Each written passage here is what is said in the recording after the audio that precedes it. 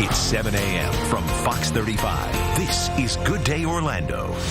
Well, it is easy to eat your entire recommended daily amount of salt in just one meal. Yeah, coming up, how to cut down on the sodium and the new recommendations from the FDA. We're going to break it down in a unique way so that you truly get it.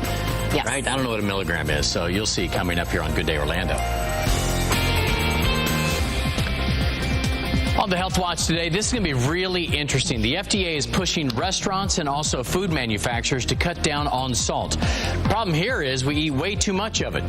The FDA actually says that we need to cut our salt intake by about a third. But that's difficult because salt is often hidden in places you may not realize. Let's bring in Dr. Jamin Brahmbatt with Orlando Health. Good to see you. Hey, John. Okay, we're gonna actually get a real education on salt and how much we need and what we're taking in today. So, first of all, let's talk about, what do you want to talk about? How much we need each and every day? Yeah, so currently the average American consumes 3,400 milligrams of sodium a day. This is how much you should be having in one day, 2,300 milligrams. Okay. Now, just to clarify, the table salt that we have is not all sodium. Only 40% of it is sodium. So when you measure this actual amount, it's not going to be the exact amount as when you measure it on a thing. But that's how much you're supposed to have in one day. Get the camera down there so you guys can see. So it's this one right there. Teaspoon yeah, amount so right here. That's how much we're supposed to be taking in. The problem is we take way more than that. Oh, and yeah. a lot of it is hidden in food. So 75% of our sodium comes from processed foods or eating out at restaurants. So you'll look at this nice, beautiful pizza here. Most of us will eat this whole pizza on our own, and that's 3,200 milligrams of sodium. And that doesn't even include the calories, the fat, and the carbs and everything else that comes with it. But most of us don't eat cheese pizza. We may add some toppings. So adding just 8 pieces, I think it's 6 pieces of pepperoni will give you 480 more milligrams of sodium. So you put that on here and you're nearly 4,000. You're done. Yeah, that's 2 days worth of sodium in one meal. All right, what other hidden sources So here? let's say you're out eating a burger, 4th of July, we're all going to be partying.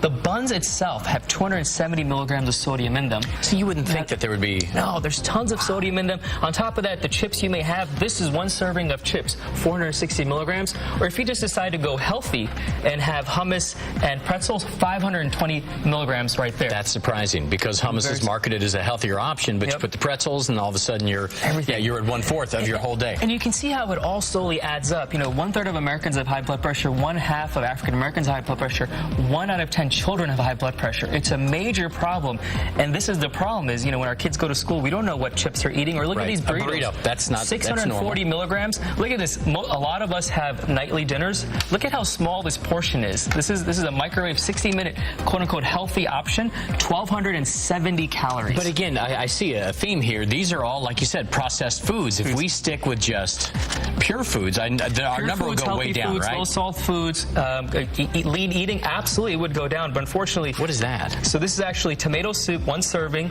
with saltines on the side, 820 milligrams of sodium.